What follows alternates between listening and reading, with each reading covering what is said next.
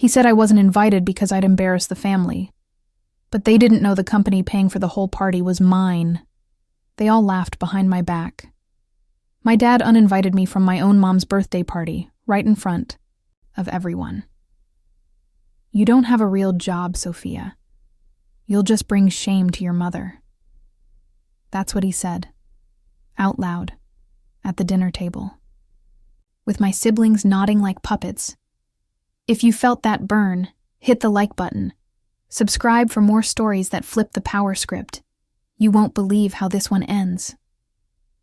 I walked out that night with my face burning, but not from tears, from rage. They had no idea what I'd built.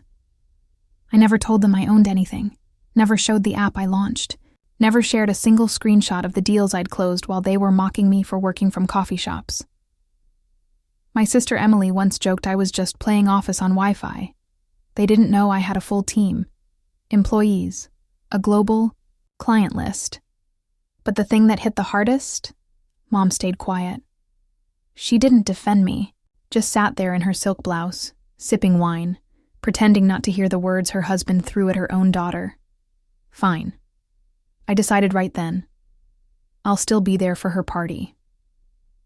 But not the way they expect. I wasn't going to beg for an invite. I wasn't going to crash it either. I was going to sponsor it. 3 weeks before the party, I reached out to the top event planning agency in the city. I want it elegant, 5-star, and I want my company's name on everything, but subtly, discreetly. Only the sharp ones will notice. We rented a mansion, champagne towers, a string quartet, a luxury car parked outside just for photos, and every vendor was paid in full by Sophia Lane Enterprises. On the day of the party, I didn't show up right away. I let them settle in. Let them enjoy the glamour. Let them assume Dad pulled it off, like always. He loved taking credit for things he didn't earn. But then something unexpected happened. My sister's boyfriend, Tyler, the same guy who once called me the failed daughter, was standing with a group of my old classmates. He looked at the caterers, squinted at the logo on the wine bottles, then walked up to the pianist and whispered something. A minute later, his eyes went wide. He walked over to Dad and said loud enough for everyone to hear, "Wait, why is Sophia's company name on the event board?"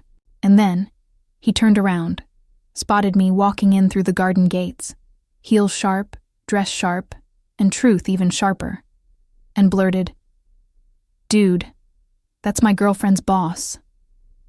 Everyone froze. Dad's face turned white. And then, Dad's glass slipped from his hand and shattered against the marble floor. The music stopped. Conversations died. All eyes turned to me.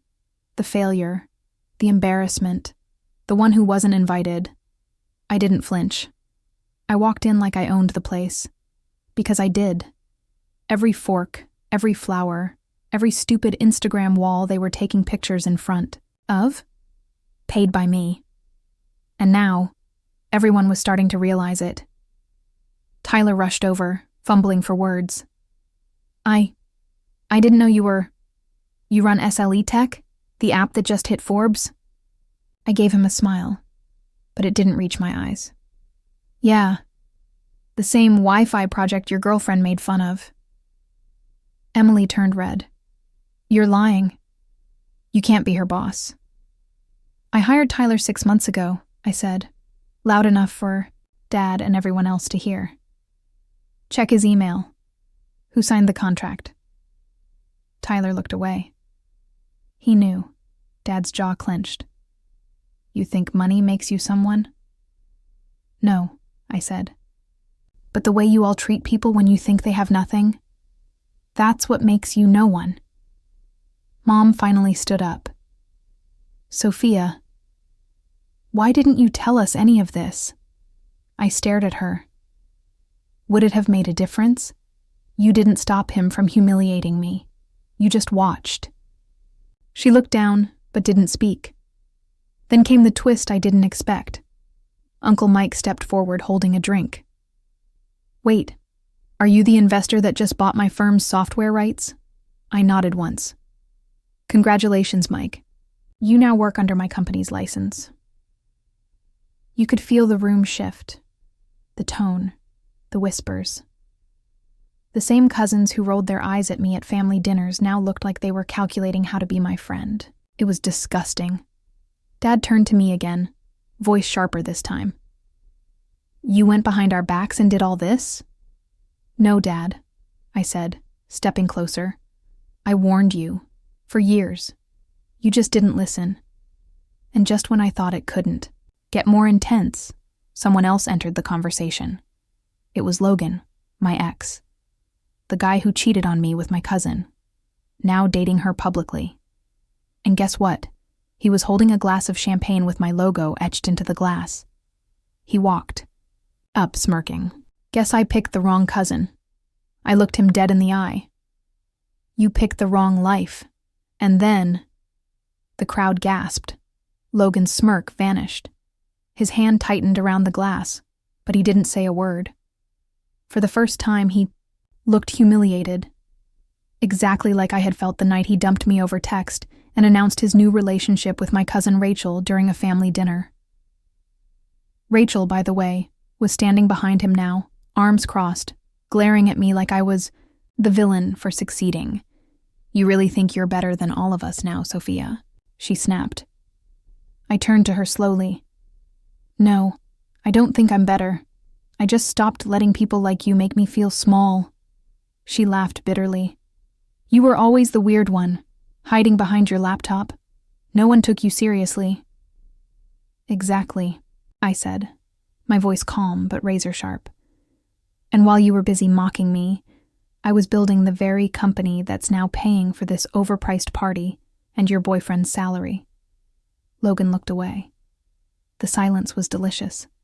Then Dad raised his voice again. So what? You made some money. That doesn't mean you're family again. You disrespected me. I stepped closer, and this time, the fire in my chest didn't hold back. No, Dad. You disrespected me.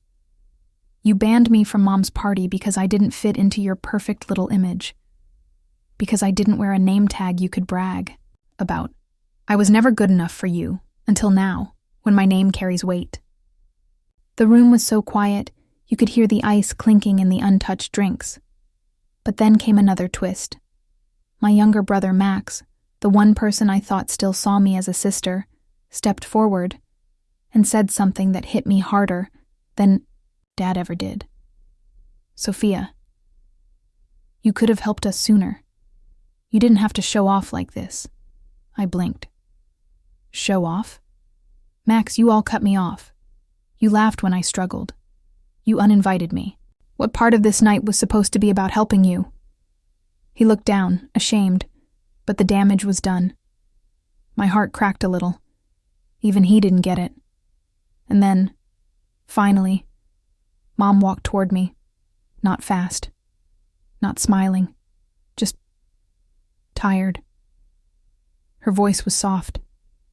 Sophia, this wasn't how I wanted tonight to go. I stared at her. But you let it happen.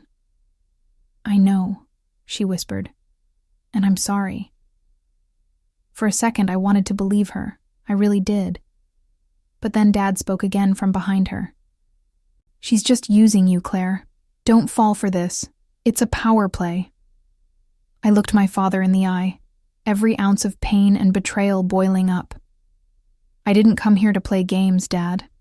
I came to remind you all that the person you buried under insults and silence didn't just survive. She won. Then I turned to leave. And as I walked out through the same garden I entered, another voice cut through the night. Calm, steady, and impossible to ignore. Wait, Sophia, Uncle Mike called out again. Before you go, I have a business proposal, and it involves a $12 million buyout. Every head whipped around. I stopped in my tracks and slowly turned back. I turned slowly, locking eyes with Uncle Mike. A $12 million buyout? I repeated, careful to keep my voice neutral. He nodded. Your tech, Your team, your market reach. We've been trying to develop something similar for years, but your software already solved the problem we couldn't crack. We want to acquire it before our competitors do." The silence in the garden turned electric. Dad's face twisted. Rachel blinked like she didn't understand the numbers. And Logan? He looked like he wanted to disappear. I walked back toward Mike, my heels echoing on the stone path like a countdown. "Why now?" I asked. "Why not 6 months ago when I was playing Office on Wi-Fi?" He raised his glass, shrugged slightly. "Because now you've proven something most people never do. You made them eat their words. That's real power." I stared at him, watching his face for any trace of manipulation.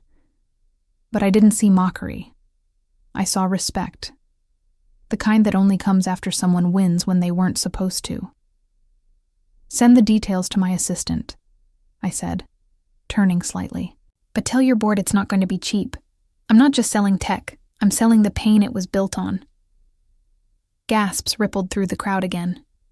Mom took a slow step forward, unsure now, her eyes flickering between pride and guilt. "Sophia, I really didn't know about all of this." "I know," I said gently. "You were too busy trying to keep peace, even when it meant losing." Your daughter's voice. That hit her. Her eyes watered, but I didn't stop. I turned to my sister Emily next. "Remember when you said I'd never make it because I wasn't wife material and had no real career? Funny how your boyfriend reports to me now." She flinched. "And Rachel," I added, my voice cold now. "Keep Logan, seriously. You deserve each other. Just know this.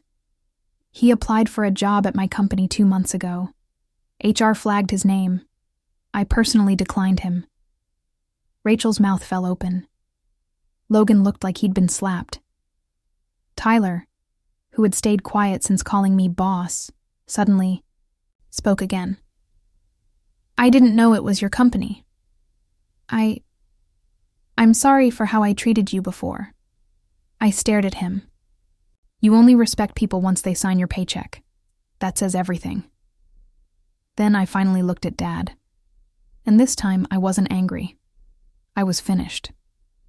"You spent your whole life controlling everyone around you, Dad. You made us believe love had to be earned through obedience. I spent years trying to win your approval. But now, I don't need it. I own the room you're standing in. And you don't even realize, this party wasn't just for Mom. It was for me. To show myself I never needed you to believe in me. I just needed you to get out of my way." Dad looked like he'd been punched. But I didn't wait for a reply. I turned around, walked past the shocked faces, and stepped into the sleek black car waiting outside. The driver opened the door. Inside, my assistant was already on a call, negotiating another international deal. As I sat back and looked out the tinted window at the fading party lights, a message popped up on my phone. "Offer raised to 16.8 million. Let's talk tomorrow, Mike." I smiled. Not because of the money, not even because of the revenge, but because I finally knew what it felt like to own my worth. Loudly. The next morning, I walked into my office. Floor-to-ceiling windows, skyline view, a team of over 70 people who called me founder, not failure. But I didn't feel pride. I felt peace, because for once I wasn't chasing approval. I wasn't proving anyone wrong. I was just free. My assistant handed me a coffee and the final contract from Uncle Mike's firm. The offer had climbed overnight, 19.4 million plus a board seat. I smiled and slid it aside. "Tell them I'm not selling," I said. "But I'll acquire them instead." She blinked. "All of them?" "Yes," I said. "It's time people stop handing over power and start building it." My phone buzzed again. This time, a text from my sister Emily. "Can we talk?" Didn't reply. Some bridges burn themselves. And as I looked out over the city, I whispered to myself the words no one ever gave me. You did it, Sophia. You were never the black sheep. You were the storm.